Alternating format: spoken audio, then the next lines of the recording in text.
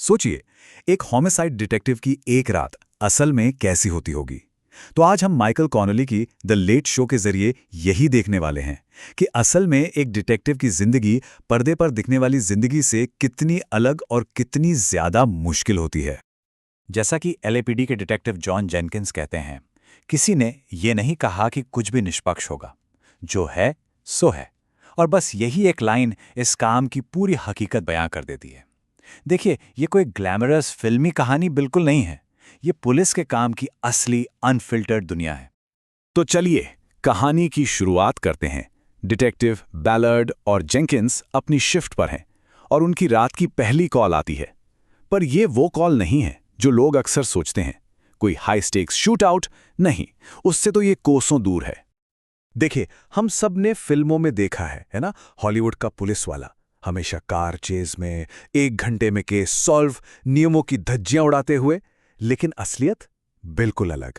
एक असली डिटेक्टिव की शुरुआत होती है रूटीन कॉल से। वो कागजी कार्रवाई के बोझ तले दबा होता है और लगातार सिस्टम से ही लड़ता रहता है। और यही फर्क हमें इनकी पहली कॉल में साफ साफ दिखता है। तो बलार्ड और जेंकिंस की ड्यूटी असल में है क्या? वो है द लेट शो का हिस्सा। अब ये द लेट शो क्या है? ये रात 12 से सुबह 7 बजे वाली शिफ्ट का निकनेम है। और सच कहें तो इसे डिपार्टमेंट में एक डंपिंग ग्राउंड जैसा माना जाता है। मतलब आप केस शुरू तो करते हैं, पर उसे कभी खत्म नहीं करते। बस शुरुआती रिपोर्ट बनाओ और अगली सुबह की शिफ्ट के लिए छोड़ दो। एक केस से दूसरे केस तक भागदौड़, बस यही है इनकी रात। तो इनकी रात की पहली कॉल क्या है? एक 77 साल की महिला के घर से बटुआ चोरी हो गया। बस कोई जबरदस्ती घुसने के निशान नहीं, कोई बड़ा ड्रामा नहीं, बस रूटीन के सवाल जवाब। क्या बता बटुआ किराने की दुकान पर ही छूट गया हो? मतलब एकदम मामूली सा केस। और यहीं पहली असली चुनौती सामने आती है। बैलार्ड सोचती है कि चलो चोरी हुई क्रेडिट कार्ड के शिपिंग एड्रेस से ही कुछ पता लगाएं। लेकिन वो एक इंटरनेशनल कॉल सेंटर और कॉरपोरेट प्रोटोकॉल की ऐसी दीवार से टकराती है जहां सुपरवाइजर साफ कह देता है, मैं अदालतों के दस्तावेजों के बिना आपकी मदद नहीं कर सकता, ये हमारा प्रोटोकॉल है। बस एक झटके में जांच वहीं की वहीं रुक जाती है। अब तक तो सब रूटीन लग रहा था, है ना? लेकिन अब देखते हैं कि कैसे एक डिटेक्टिव की रात कुछ ही पलों में रूटीन से सीधे अफरा तफरी में बदल जाती है।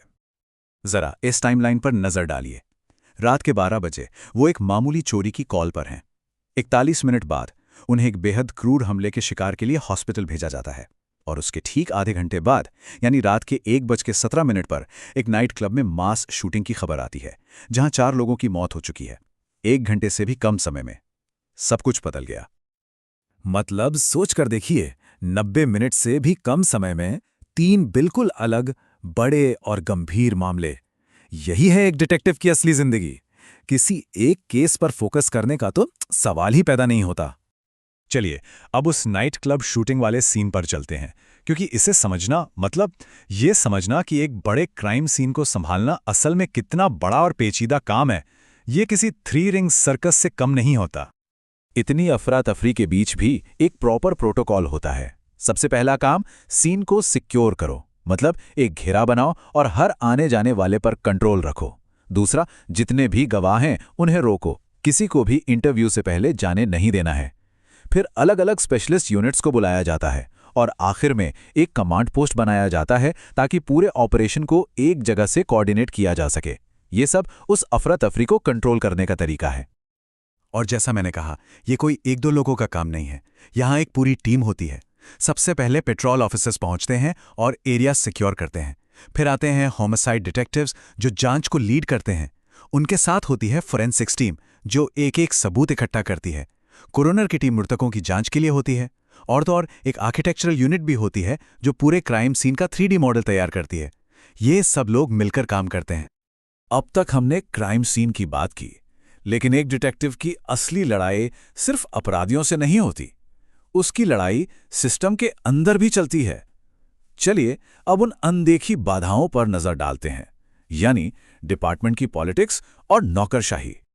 और इन सब के बीच एक इंसानी पहलू भी है। बैलार्ड के जो सीनियर पार्टनर हैं, डिटेक्टिव जेनकिंस, वो 25 साल के अनुभवी ऑफिसर हैं, लेकिन अब बिल्कुल थक चुके हैं। वो जानबूझकर इस लेट शो में काम करते हैं ताकि दिन के वक्त वो अपनी पत्नी की देखभाल कर सकें जिन्हें कैंसर है। ये दिखाता है कि इस नौकरी का असर उनकी निजी जिंदगी पर कितना गहरा पड़ता है। और फिर आती है डिपार्टमेंट की गंदी पॉलिटिक्स। जब बैलार्ड के सुपरवाइजर लेफ्टिनेंट ओलिवास से एक पीड़ित के बारे में बात होती है तो वो उसे क्या कहते हैं? वो एक बाहरी शिकार थी, कोलैटरल डैमेज, गलत समय पर गलत जगह पर। सोचिए, एक इंसान की जान को बस कोलैटरल डैमेज कहकर खारिज कर दिया जाता है।